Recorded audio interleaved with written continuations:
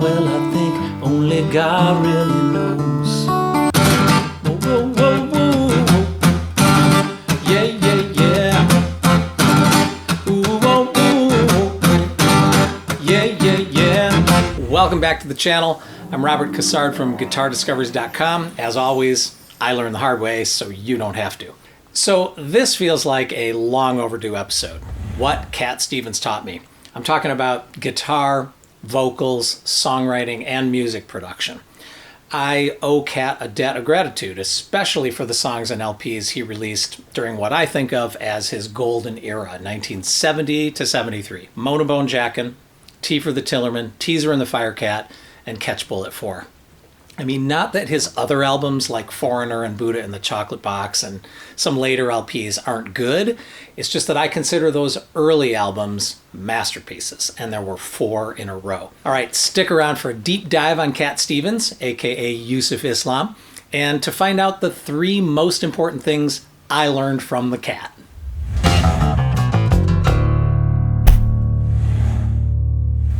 All right, Stephen Dimitri Georgiou, born July 21, 1948, known professionally as Cat Stevens during the first 10 years of his career, and later as YUSUF Islam after his religious conversion in 1977. And now he goes by the hybrid of YUSUF Cat Stevens.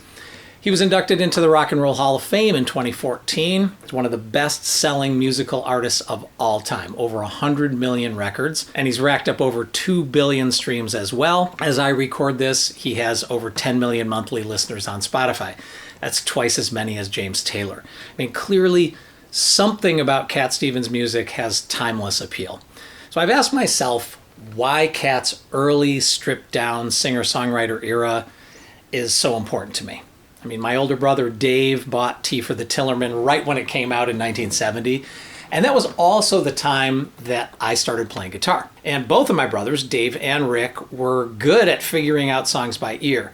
So one of the great things about the songs on T for the Tillerman is that the chords are basic. So, beginning guitarists can actually play them. So my brothers, who had been playing for just a few years, were able to listen. They could kind of suss out the chords and write them down. And then I'd find their chord sheets lying around the house. And it was songs like Where Do the Children Play and Wild World and Father and Son. And when I saw the chords, mostly D and G on Well, I Think It's Fine, building jumbo planes on Where Do the Children Play, and then A minor, D, G, etc. on Wild World, and G and C on Father and Son.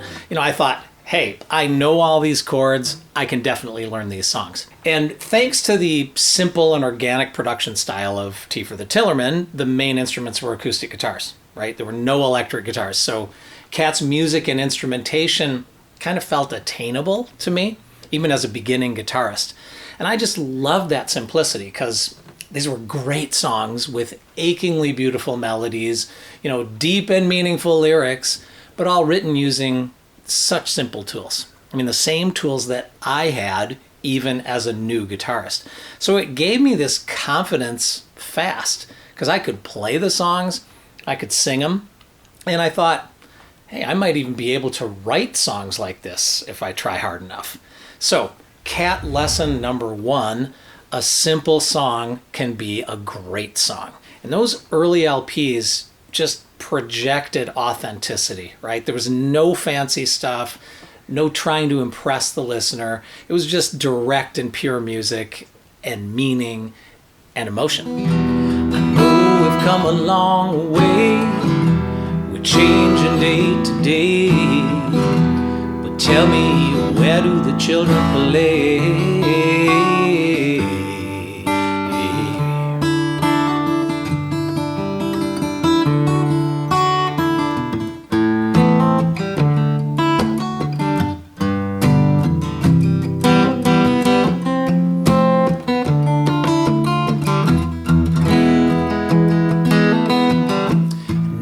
Lost everything to you. You say you want to start something new, and it's breaking my heart you're leaving. Baby, I'm grieving, but if you want to leave, take good care. I was once like like you are now.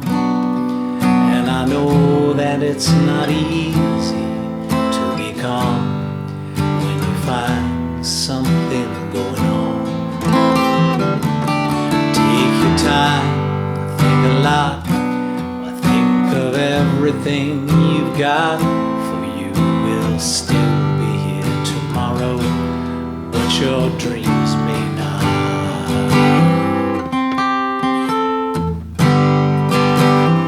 So I love Tea for the Tillerman, but the first Cat Stevens album I bought for myself was Teaser and the Firecat, and that came out just in time for Christmas in 1971. It only had 10 songs, just over 30 minutes of music, but they were all classics to me. I mean, there was The Wind, which was this pure message, just beautiful finger picking.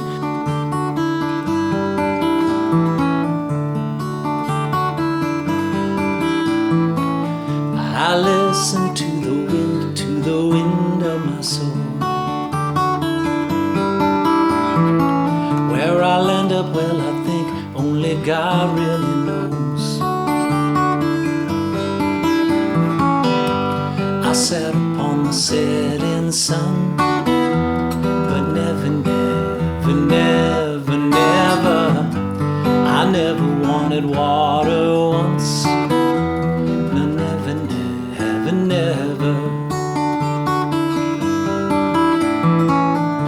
Ruby Love, built on that exotic and romantic sound of Greek bouzoukis, and it was in 7/8 time, super cool. If I Laugh, which Cat wrote and plays in open E tuning. I mean, it was one of the prettiest guitar parts I've ever heard. It's E, B, E, G sharp, B, E. And the open tuning lets these drone strings ring out, like when he plays, he can let that ring, right?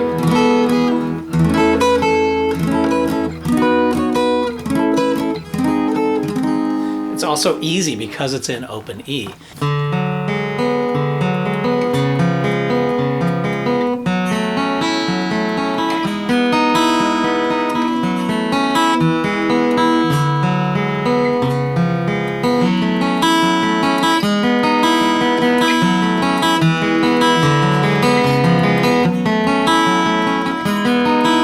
Just arpeggios, simple arpeggios. Changes 4, which is as close as Cat ever got to real rock.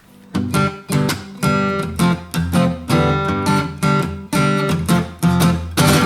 whoa, whoa, whoa. Yeah, yeah, yeah. Ooh, whoa, ooh. Yeah, yeah, yeah. Don't you feel the change is coming from the other side of town? How Can I Tell You? Classic love song. Tuesday's Dead, which almost has a Caribbean feel. Morning is Broken, gorgeous hymn that he arranged. And you may not know that classical piano part is actually played by Rick Wakeman, who joined the progressive rock band Yes a year later. Bitter Blue, another rocker. And of course, Moonshadow and Peace Train, both classics that just about everyone knows. Yes, I'm being followed by a moonshadow, moonshadow, moonshadow. And if I ever lose my hands, lose my plow, lose my land.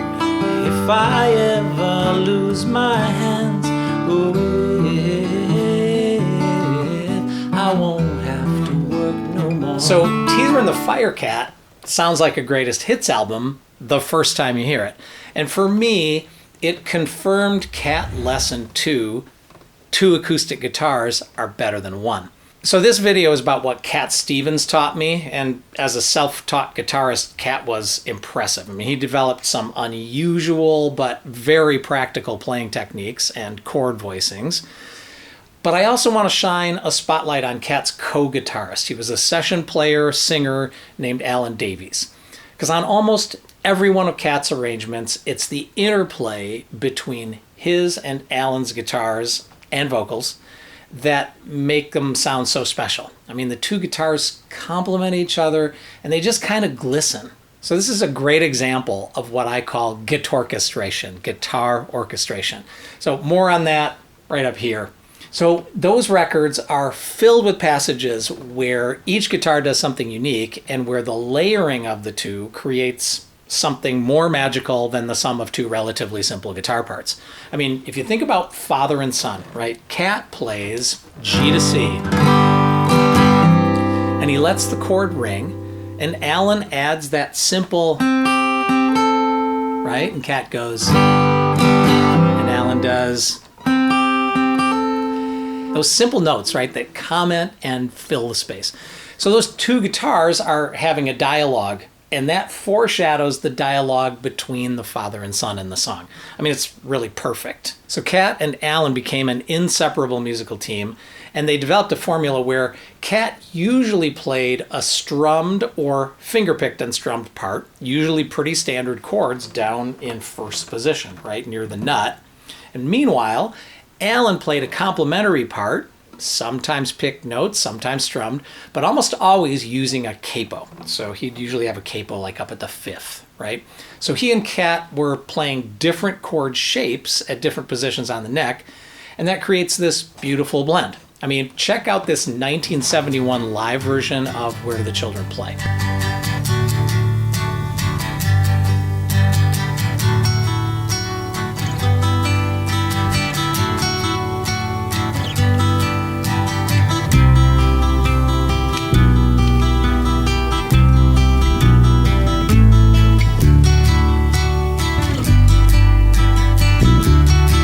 So if you try to play along with Cat's parts, you're going to discover that he often switched between strumming with a pick and then thumb and index finger picking. Some people actually call this Cat's pick trick. So he's strumming away, then he flips the pick and squeezes it between his index and middle finger so he can finger pick with his thumb and index finger. You can actually see it in this clip. Oh, if I won't have to talk.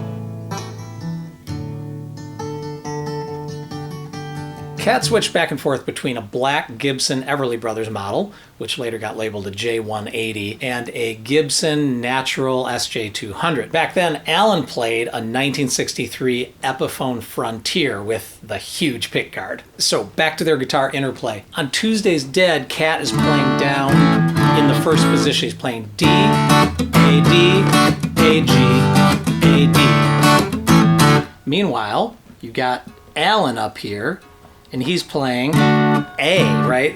But that's a D, but it's in the A hand position. He's going A, E, A, E, D, E, A. And of course, that's really D and A and a G. So check out how they sound together.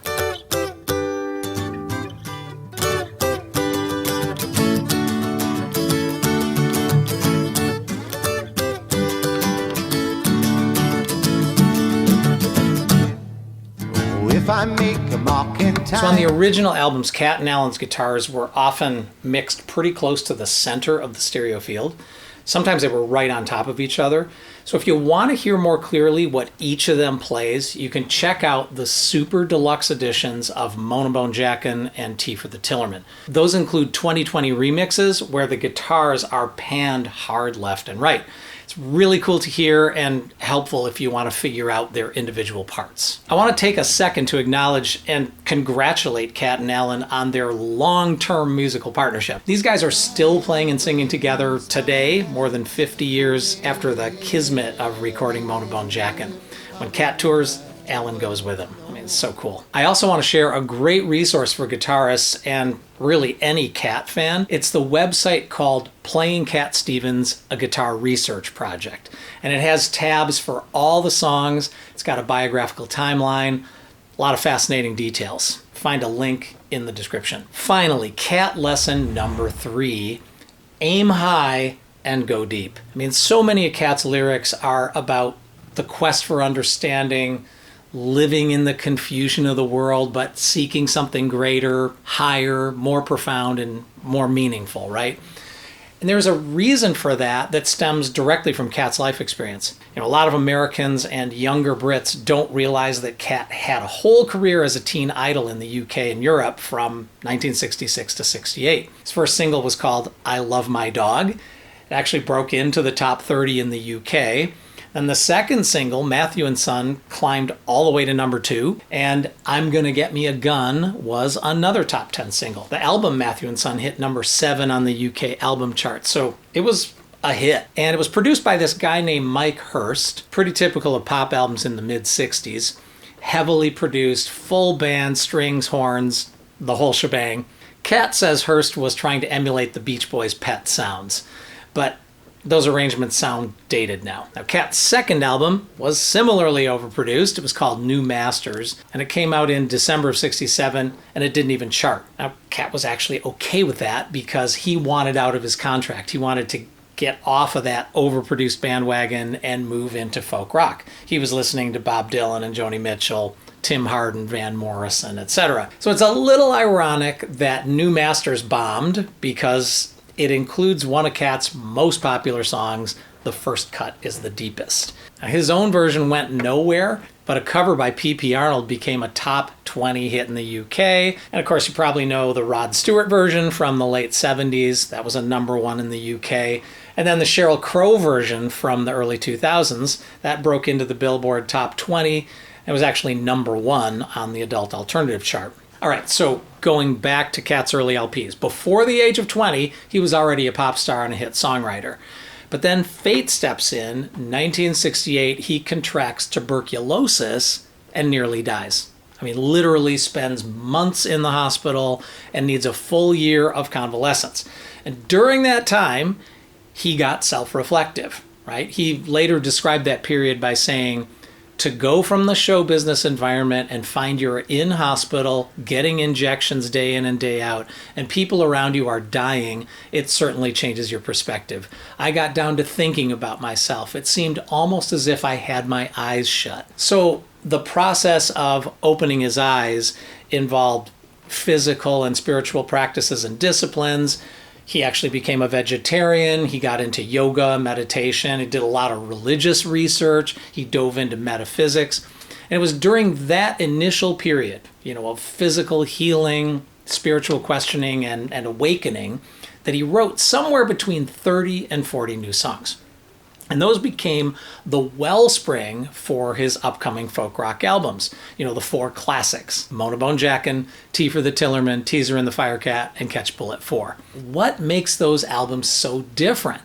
I think it's a combination of world weariness, questioning societal norms, and spiritual seeking. I mean, just think of the titles, right? I Think I See the Light, Time, Where Do the Children Play, Miles from Nowhere, But I Might Die Tonight, On the Road to Find Out, The Wind, Peace Train, Can't Keep It In, O Caritas, so many others. So that near-death experience of tuberculosis was ultimately a positive turning point for Cat. His songs definitely got deeper, and his production got simple and pure. So how did that happen? Well, Cat's agent, Barry Cross, introduced Cat to Chris Blackwell, who owned a then new independent record label called Island Records. And Blackwell heard Cat's demos and was willing to give him complete creative control of his own recordings. And then Cross also recommended a new producer named Paul Samwell-Smith. Samwell-Smith had been the bass player for the Yardbirds. So he was the guy who left in 1966 and got replaced by Jimmy Page. He left the band to become a record producer, and Cat heard his production of the first Renaissance album, 1969, and he loved it. So Paul Samwell-Smith's partnership with Cat Stevens is really some of my favorite stripped-down production of all time. Cat described Samwell-Smith's production by saying, "You can hear the wood of the guitars." I love that. Samwell-Smith was also the music producer for an independent Hal Ashby film called Harold and Maude in 1971. I discovered the movie sometime in the mid-70s when it came to a local art house. And the soundtrack was all remixed versions of songs from Mona Bone Jakon and Tea for the Tillerman, plus 2 unreleased songs that were really just demos. It was Cat singing and playing the guitar. Don't be shy, and if you want to sing out, sing out. So don't be shy. Just let your feelings roll on by. Don't wear fear, or nobody will know you're there. You're there, you're there. You're there, you're there, you're there. You're there, you're there.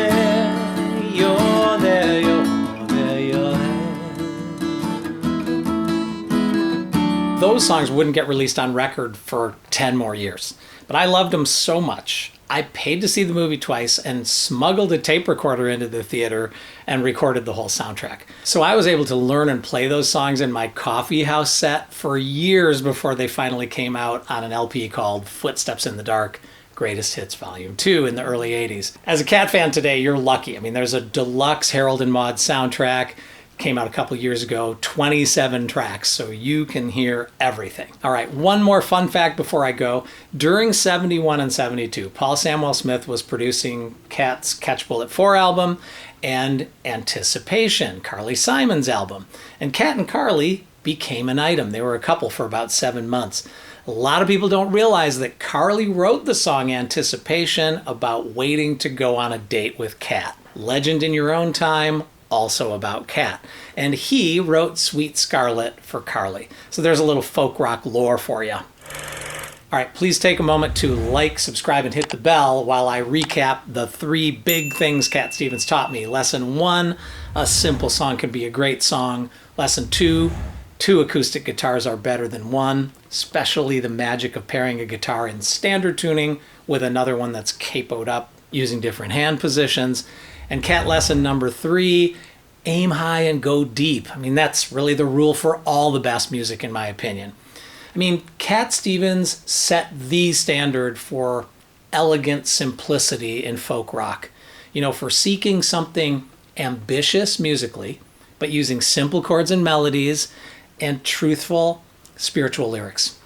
I still get chills when I hear Cat's voice and guitar launch into one of those songs. And when I think back, I realized what an impact his music had on me and my early songwriting. My first album, Over the Line, was all originals, produced with a friend of mine, Randall Albert. He was also a big Cat fan. Over the Line came out in 1980. That was 3 years after Cat had converted to Islam and temporarily retired from music. We didn't know if he was ever going to come back. But I can hear Cat and Alan Davies' influence in the layered acoustic guitars and in the simple 4-track production, right?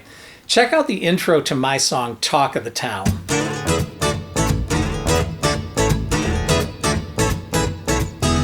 Now compare that to Tuesday's Dead.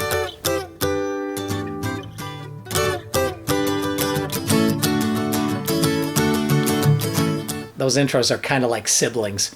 So thank you, YUSUF Cat, for being an inspiration to me and lots of other singer-songwriters. All right, if you like this video, please visit guitardiscoveries.com for over 200 videos about guitar, singing, songwriting, lots of other musical topics. You can support me on the channel by watching more, listening, saving my music. You've got a Patreon link over there, but most of all, keep playing and discovering.